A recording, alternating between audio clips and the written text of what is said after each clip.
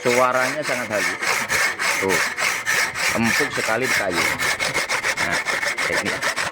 Memiliki gergaji yang sudah berkarat semacam ini, kemudian juga sudah tumpul, sehingga pemakainya pasti dia nyaman. Kira-kira seperti itu teman-teman ya. Akan tetapi kedua contoh gergaji ini akan nanti saya coba untuk saya benahi, saya asah kembali. Jadi teman-teman kalau memiliki gergaji yang sudah seperti ini, terkadang tidak layak pakai, jangan putus asa, jangan langsung dibuang, kemudian beli baru lagi, nggak usah ya. Di sini saya akan memberikan tutorialnya, cara mengasah gergaji, tetapi ini bukan dengan cara manual, melainkan dengan cara mesin gerinda. Hanya saja ada beberapa poin yang harus diperhatikan agar kenapa saat melakukan pekerjaannya itu bisa aman, nyaman, dan selamat kayak gitu ya. Pertama kali teman-teman kalau mau memang menggunakan metode gerinda semacam ini yang tidak dengan cara manual, itu harus diperhatikan alat-alatnya terlebih dulu, persiapkan terlebih dahulu ya. Jangan sesekali gerinda ini langsung dicolokkan ke arus yang yang besar ya, seperti itu. Harus membawa bantuan seperti ini nih. Nah, harus ada drummer ya, drummer kontrol untuk potensionya ya. Kenapa sih? Supaya putaran daripada gerinda ini bisa kita atur sesuai dengan yang kita inginkan.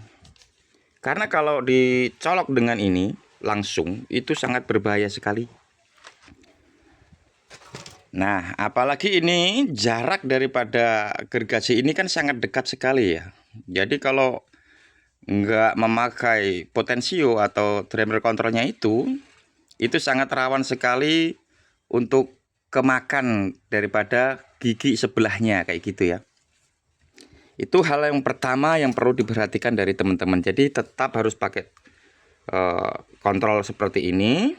Kemudian harus memakai kacamata ya. Ini supaya apa? Untuk melindungi mata kita daripada percikan gram yang akan ditimbulkan dari saat kerja. Dengan seperti ini mata kita pasti akan terlindungi. Jadi jangan gerusa-gerusu sembrono, bahaya sekali. Itu yang poin kedua. Poin yang ketiga, jangan gerindanya dipegang ya. Jadi ini gerinda misalkan dipegang, kemudian langsung dimiringkan, gergajinya dipegang dengan kedua tangan, langsung dimainkan itu bahaya sekali. Itu juga bahaya ya. Jadi saran dari saya itu, buatlah seperti ini nih. Bikin tempat duk-dukan gerinda, ikat, kalau saya menggunakan plat ya, jadi bener-bener ini nggak bisa goyang. Nanti jadi ketika saat dinyalakan mesinnya, dia standby, steril di situ ya. Tapi kalau nggak pakai plat seperti saya ini, bisa menggunakan ban. Intinya bagaimana cara kita supaya gerinda ini bener-bener diam di tempat. Jadi saat kita memainkan gergaji yang akan kita asah ini nanti bisa sesuai dengan yang kita harapkan. Seperti itu ya. Jadi poin pertama adalah bisa dengan gerinda. Poin kedua, keamanan daripada colokan tune kontrolnya itu. Kemudian yang ketiga, mesin gerindanya harus dibuat dudukan seperti ini. Yang keempat, itu bawahnya kalau bisa diberikan dudukan juga seperti ini. Jadi saat gergaji kita tempelkan di sini, itu benar-benar aman, nyaman. Tangan kita itu bisa stabil. Nah, istilah orang Jawa itu gak ndredeg kayak gitu ya. Karena ini saya basicnya juga selain daripada tukang besi atau pengrajin besi, pembuat sabit, cangkul dan lain sebagainya, saya juga tukang kayu. Jadi sangat memahami sekali bagaimana cara merawat alat-alat pertukangan kayu, berikut servisnya dan lain sebagainya.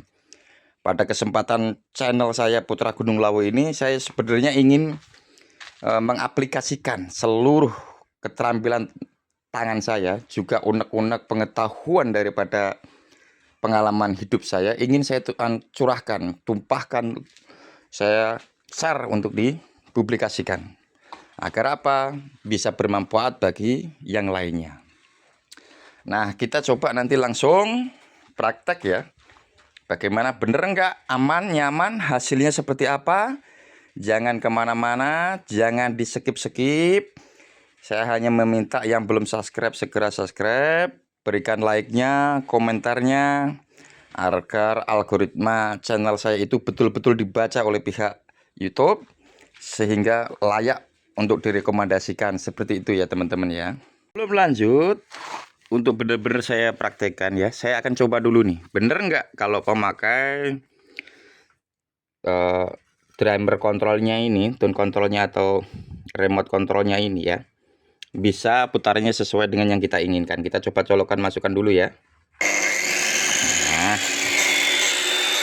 jadi kayak gini.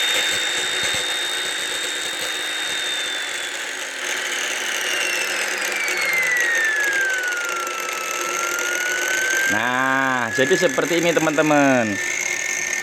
Dia bisa mengikuti kehendak kita. Tuh. Nah.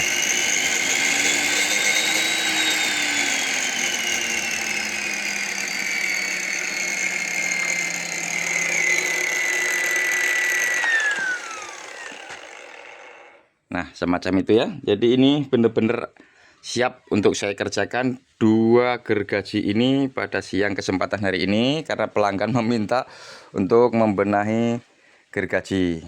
Oke ya, saksikan cara kerja saya mengasah gergaji dengan metode mesin gerinda.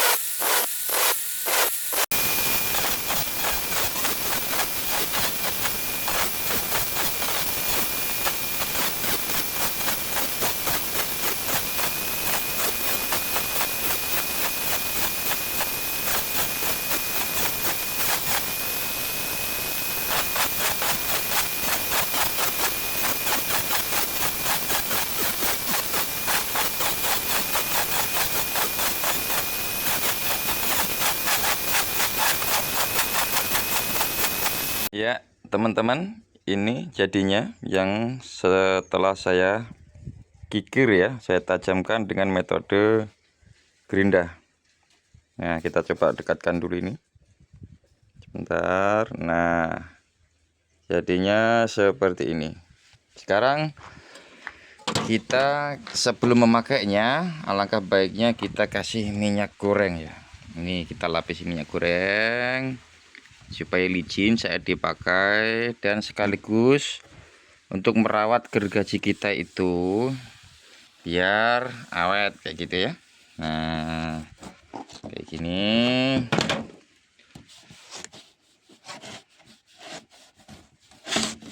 Bentar.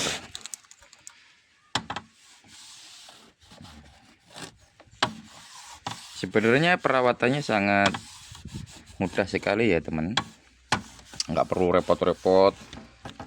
Minyak goreng atau oli-oli bekas juga bisa. Jadi kalau setelah pemakaian pun kalau bisa dikasih minyak goreng kayak gini, sehingga barang Anda itu awet kayak gitu ya. Kita sekarang masuk ke proses pengetesan ketajamannya setelah